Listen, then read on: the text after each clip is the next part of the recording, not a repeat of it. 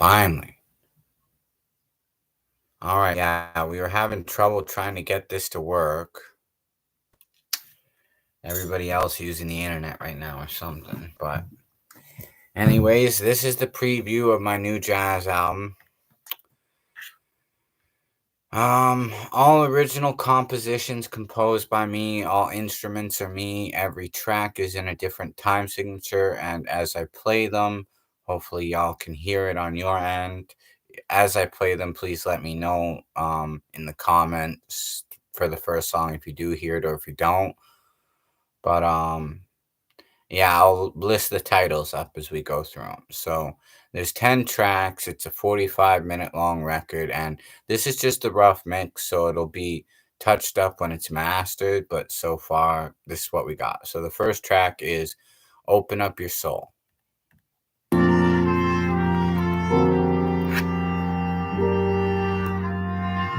Hopefully you can hear that, Jimbo STH.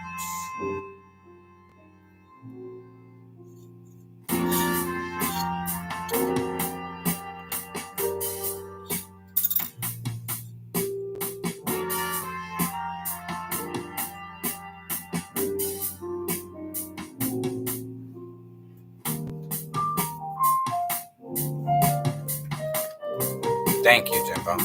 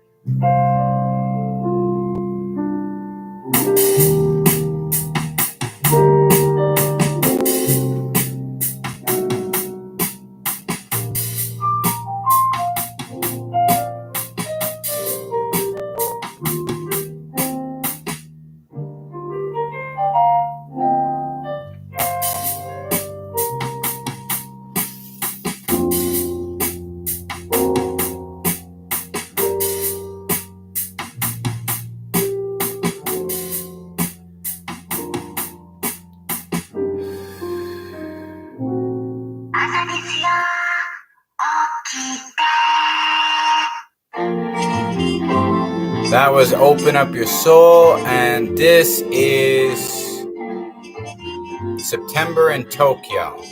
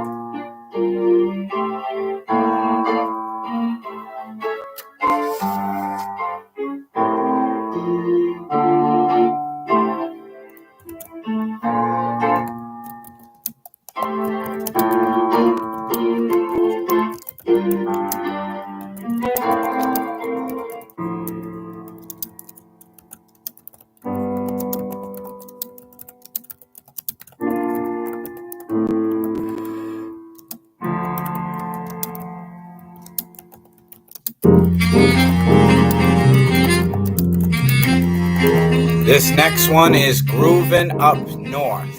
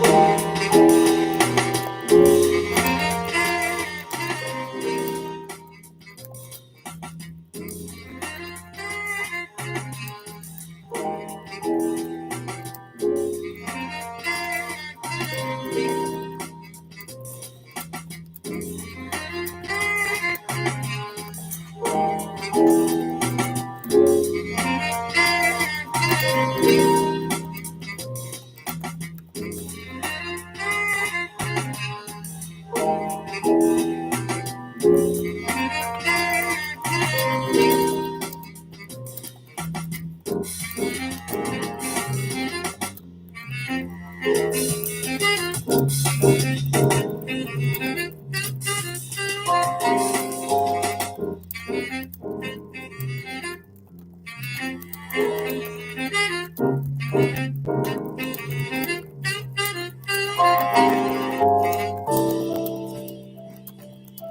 one here is Trailblazing Stomp.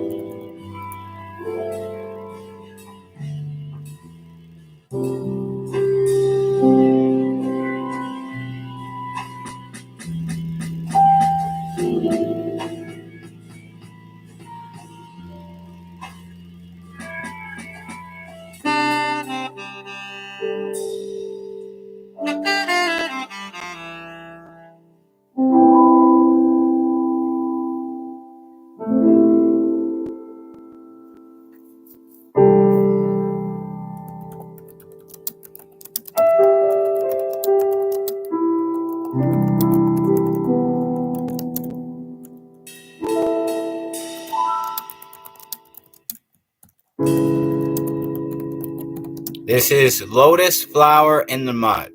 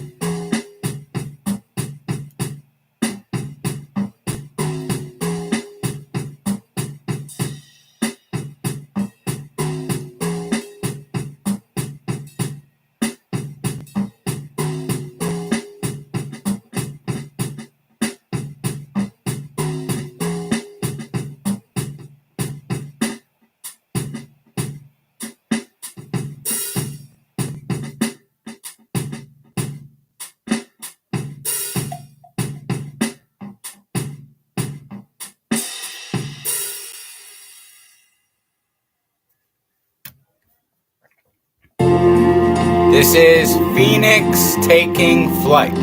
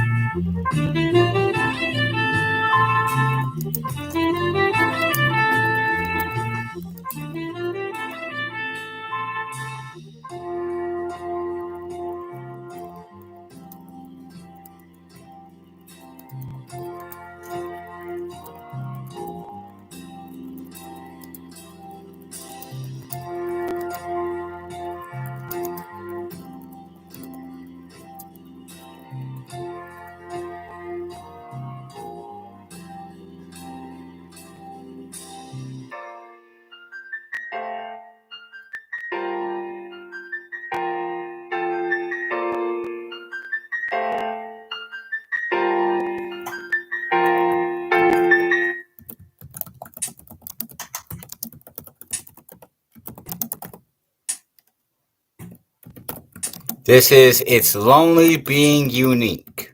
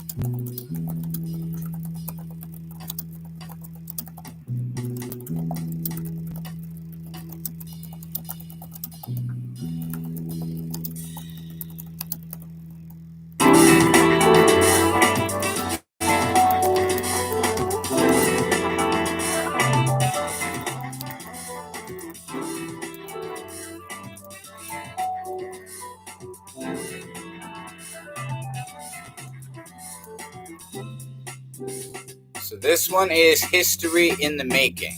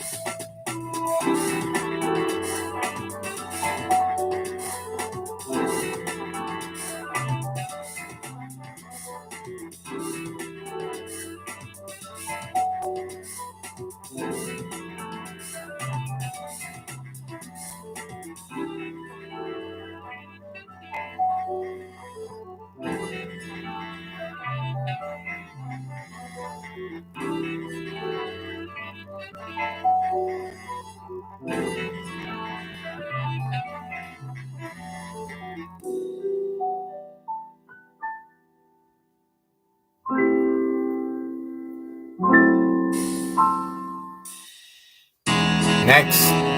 Oh, hold on one sec.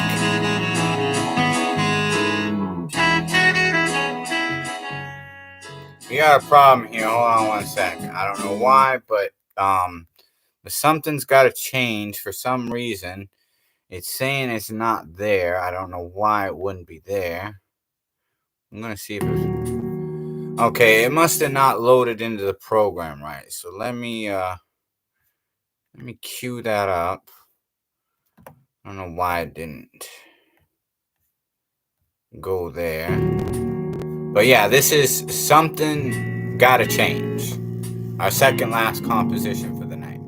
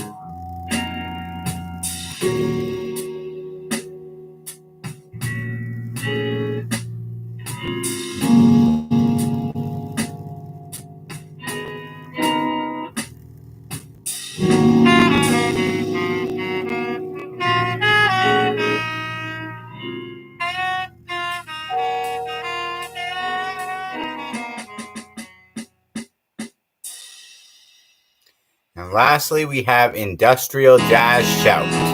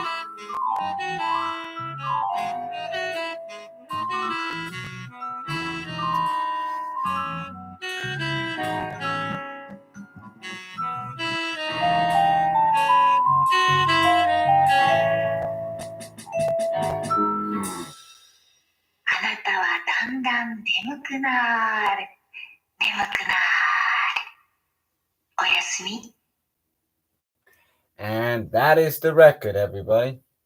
Hope y'all were digging it. That concludes it. Now, I'm just going to share my thoughts quickly before we end this about what inspired each composition that you heard. So, we'll go through the list and I'll tell you a bit about each. So, Open Up Your Soul. I was kind of trying to go for like a Charles Mingus vibe. With September in Tokyo, that was kind of like I was going for a Lester Young and Billie Holiday vibe. With Grooving Up North, that was more of like a Dizzy Gillespie, Charlie Parker kind of vibe. Trailblazing Stomp, that kind of goes back to like your Louis Armstrong, your Jack Teagarden. Lotus Flower in the Mud, that one I would say kind of ties into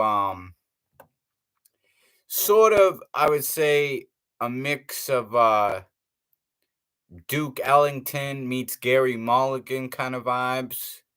Um, let's see what else.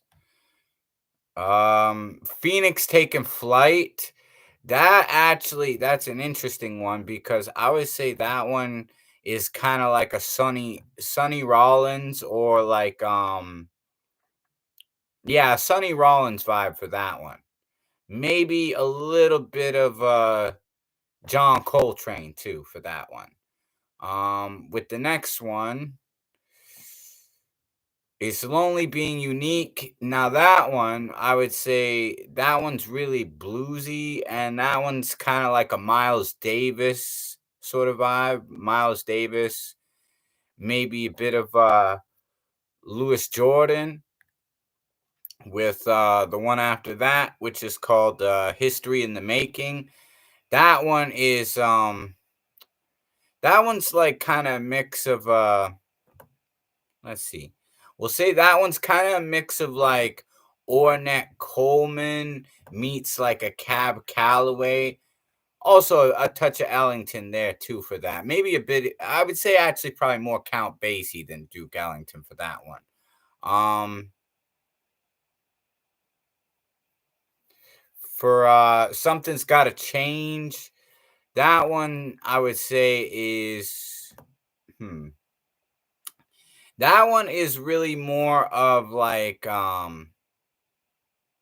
Willie the Lion Smith or like UB Blake meets kind of like a John Coltrane vibe again. Coltrane was a big tenor sax kind of dude. Also, probably a bit of like maybe Chet Baker kind of vibes. I feel like, yeah, there's definitely a Chet Baker vibe to that one with the style, the melody, very bluesy. With Industrial Jazz Shout, the last one, that one's in 5/4 time. And that one was definitely like Dave Brubeck vibes because the whole Take Five being in 5/4 time. That's why like Industrial Jazz Shout is in 5/4 time. That was actually the first one I made.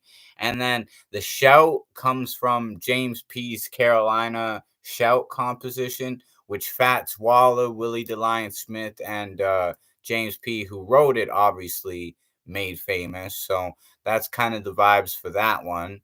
And yeah, it's kind of like all my jazz influences are all rolled into one throughout this album. All different styles, different keys, different time signatures, tempos, and different vibes. Like there's some upbeat ones, there's kind of some sad, more melancholic vibes. But I feel like it's expressing musically all the different feelings that I've been going through lately. And I really try to incorporate that because I'm still waiting to get a good mic that I could record vocals on. It's kind of been upsetting, a bit frustrating not being able to rap or record vocals. So I've tried to channel those feelings into the music, and I think it turned out really well. I'm quite proud of this. I think it's wonderful. To answer your question, I've never DJ'd for anybody. I do know how to scratch a bit. I've actually done some of that on some songs. Like my one song SKGA has got some scratching on it. Um, I even worked on some newer songs that have got some scratching. Actually, because I mentioned Iggy Azalea, she does the intro for a beat I have. I haven't recorded the lyrics or nothing yet for it, called Me and My Boo. And she does the intro, and there's a bit of scratching, some piano. So that one's got a really old school vibe to it too. So yeah, there's definitely scratching. But as far as like actual DJing, nah, I never done nothing like that. So hopefully that answers your question. Anyways, that's pretty much the preview in a nutshell. Hopefully, everybody, likes the album. Look forward to it. I mean, obviously, there might be a few things I'll touch up here and there before I get the album mastered, but this one is pretty much closer to completion than some of my other ones. I also have another album that I did with a Japanese flute player called Dynamic Duo. That'll probably be after all the ones that are preset to drop, because there's one that's going to drop already preset in September, and then I got an album dropping every month till June. So by then I should have these three albums I've been working on fully mastered because they're mixed, but they're not mastered. I'll get the last song done with Olga for Revival, which will have my nephew rapping a verse on it. And I'll probably release that one July. I'll probably do Dynamic Duo in June. And then this one, I'm thinking I might drop in August. And then I'll have one dropping in September, which then I'll be going to Japan. So it might be a while before I make anything else after that. But I got lots of beats. I got over 25 beats right now as far as rap songs for things I could make in the future. I actually want to make an album kind of going at Diddy and Jay-Z and Beyonce and exposing the corruption of the industry, because I really feel like a lot of great underground artists like me are kind of getting pushed to the sidelines because they got what Ice Cube calls the gatekeepers. And if you don't want to play by their evil satanic and gay rituals and shit like that, like they don't let you into the industry. They don't want you making it big and being on their level or higher than them if you're against that kind of stuff and you oppose it, which I do. I ain't into that stuff. And I actually feel sympathy for, the people that were sexually abused by these people, because I know what that's like with my own traumatic experiences and all that. I hate that. And then to see these great artists, some of them, especially Jay-Z, never really cared for Beyonce or Diddy. If they were to fall, I wouldn't, not really a loss for me. But Jay-Z, as you could tell, this is one of my favorite albums. So it's like if he falls and he's guilty of this, that would be the most depressing and disturbing thing. In fact, I even talk about that in lyrics I wrote for a song called Without a Reasonable Doubt, because the album's called Reasonable Doubt, right? So I'm talking about, like, I hope you're not involved, and if you involved, like, this is a betrayal, like, to hip hop, to the people you inspired. That especially a guy like me, growing up in high school and all that, hearing Jay Z was an inspiration to me. He made me think, okay, I can make my own label, I can do things my own way. And he was kind of like a hero, somebody I looked up to. So if he's really involved in all this shady stuff, I'm disgusted and appalled, because I was always rooting for him. I'll put it this way. For years, people been trying to say, like, oh, he's in the Illuminati and he's Freemason and all this crazy ish. And you know what? I defended him because I really believe he's not a part of what we would look at it as that. He might be a part of something like that, but not quite that. In fact, I think he's saying that the secret societies, the Illuminati, is controlling the people. And the only way to survive in this life, because they're so far above us, manipulating us, sort of pulling the strings like puppets on or marionettes. And he's saying we have to play by their rules if we want to get anywhere in this world, right? So I always defended him. I thought that's really what he's saying, and a lot of people were misunderstanding that. But now it's seeming like he is a part of his own sort of group. And here's the thing: a lot of people think that the entertainers are in the Illuminati, but let me clarify something. And this is because I actually studied this a bit and looked into actual records of what they would define as the Illuminati. The Illuminati is a massive thing, but it's not just one group, it's multiple groups sort of combined. Like, you look at the best example I could give is like the Soul Quarians. You look at the Soul Quarians, they were different groups, but all kind of under one sort of flag or umbrella. Like, you would have Erica Badu, you would have Black Star, Mos Def, Talib Kweli, you'd have the Roots, you'd have Common, you would have like all these different artists that like worked with Jay Dilla and things like that.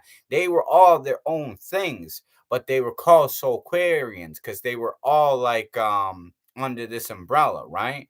So yeah, that's why I'm saying, like, that's how I would look at the Illuminati. Like, you'd have your Freemasons, you'd have your Skull and Bones, you'd have like uh all these different divisions.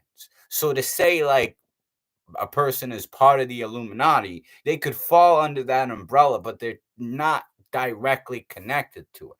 That's why a lot of people get kind of confused with the whole conspiracy thing because they are all their own separate groups. They all have their own weird, dark rituals to initiate people and take them in. It's not one solid thing.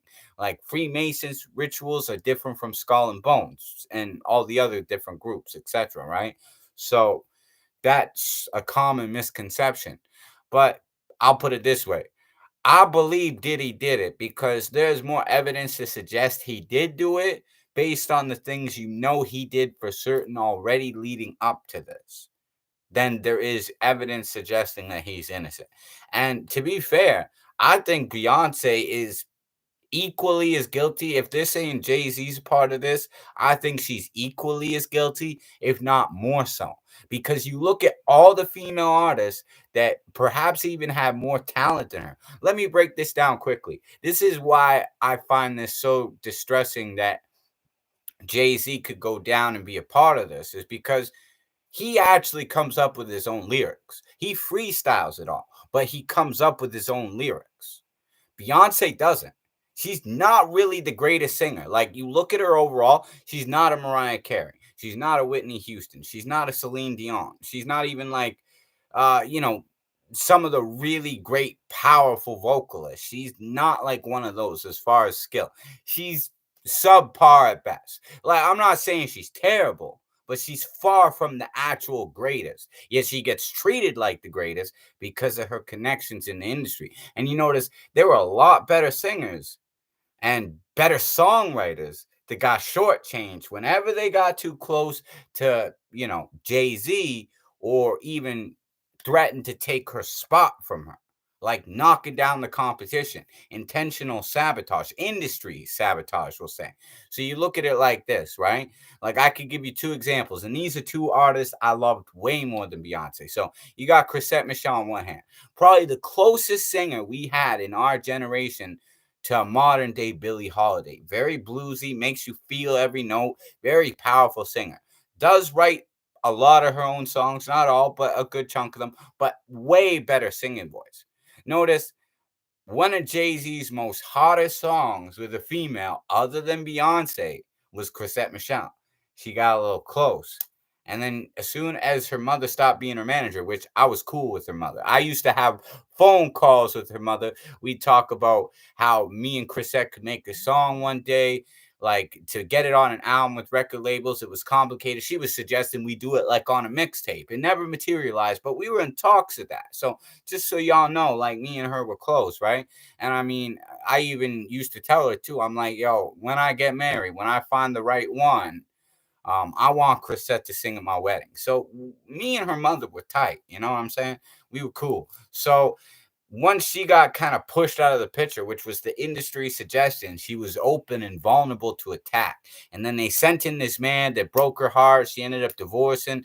Then they set her up to perform at that Trump thing. Then they canceled her and all this. They sabotaged her. And she was way better than Beyonce, but that's no coincidence. She did Lost Ones with Jay-Z, meaning she got a little too high up, winning Grammys and stuff, right? And I loved Chrisette's music ever since I first heard it.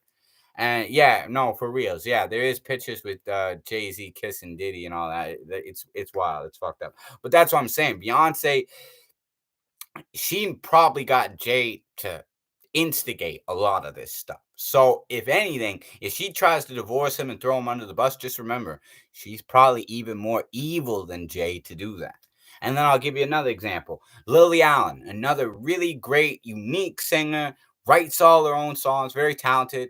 And her first three albums were masterpieces, the same way Chrisette Michelle's first four albums were masterpieces. They got a little too high up. And here's the thing, I could see Beyonce threatened by Lily Allen because in an interview, Lily Allen admitted she had a crush on Jay-Z.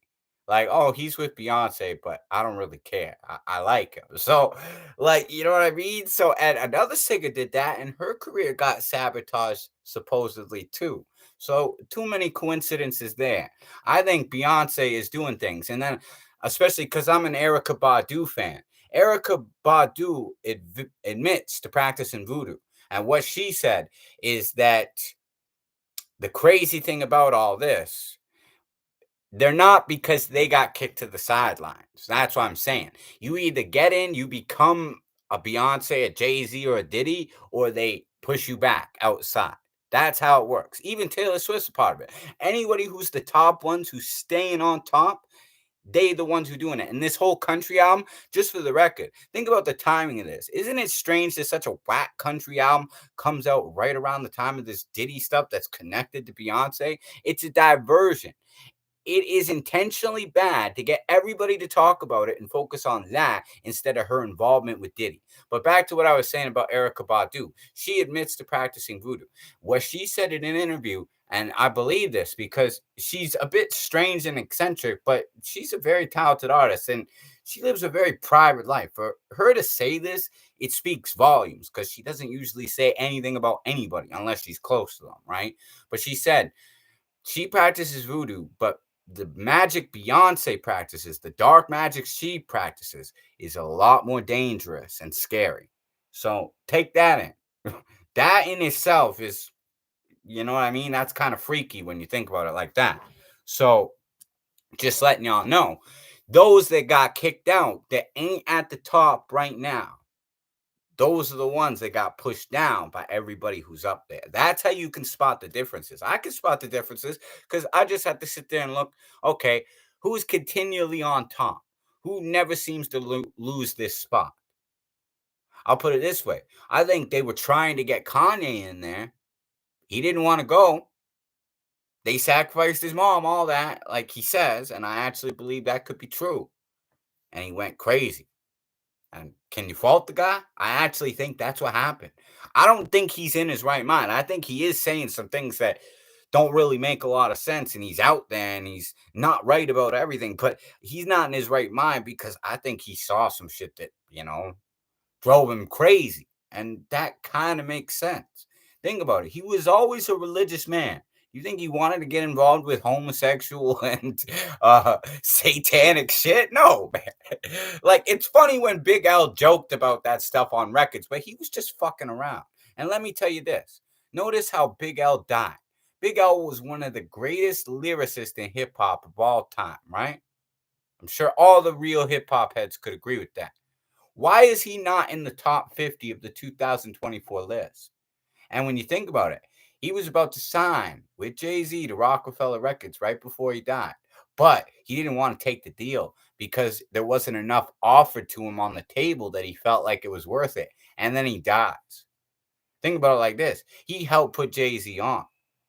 Would Jay-Z's career really have become what it was if L was still around? If he was still alive? You look at Pun. You look at Pac. You look at Biggie. They were all better. Why'd they get it? Mace, Craig Mack, Shine, all sabotaged. All these great artists, Aaliyah. The list goes on and on. They either destroy your career, or if they know they can't, they know you just that good, you get cut off from existence. So yeah, it's a cutthroat game. And that's why, like, I've been going back to my roots, like listening to Big Daddy Kane, old jazz, the old school hip hop artists, like Mace. Mace was one of the nicest, smoothest MCs ever. And you see how his career got shortchanged. You look at Shine, probably one of the realest, hardest rappers that ever was. Literally got set up to force to take the fall for Diddy. Now he's about to become the prime minister of Belize. So he's turned his life around. It's good that he got out of that because God was looking after him. He wanted Shine to prevail, right?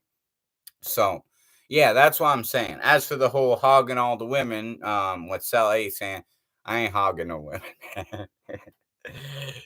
Like I said, I'm cool when I find the right one. I'm good. But yeah, that's pretty much all I wanted to say because that's why with that new album, I will start working on it. Maybe a little bit before I go to Japan, as far as recording it after I get this next album done, and then when I come back, maybe finish it off and get it polished up, prepare that for release. But yeah, I'm gonna talk about all this stuff because yeah, this is stuff that needs to be said in songs, and I'm gonna go with them because I'll put it this way. At first, I kind of felt like, maybe it's not worth it because I saw the Locks is putting out records against Diddy. Justin Bieber's making a diss song, all this. But here's the thing. Justin Bieber He must have really lost his marbles because he's saying about how Diddy did all this gay shit to him, and then you see pictures of him like kissing and embracing Jaden Smith at Coachella. It's like, dude, you either don't like gay shit or you do. Like, there's no, oh, I don't want it from Diddy, but Jaden Smith's cool. Okay, well then you're still kind of on the fence. Like, make up your mind. You either like it or you don't. Me personally, I ain't with that shit. And that's why I brought up the example of Kanye too. You notice how many times Kanye would say shit like no homo, no gay shit? You think if he saw some of that gay shit at Diddy's party, he would have been like, fuck this, right? And then they would have destroyed his career and, ruined his reputation and all that. Now, as for practicing magic, I used to study a bit of it. I've dabbled in it. I don't. My ex was really into it. She did some wild curses and shit like that. Kind of scared me. I stay away from that. Right now, I'm a Buddhist. I'm comfortable being a Buddhist. I don't rely on magic. I just try to follow the Buddhist wisdom and let it guide me to where I need to be. That's where I stand spiritually. So, yeah, that's pretty much everything I wanted to say.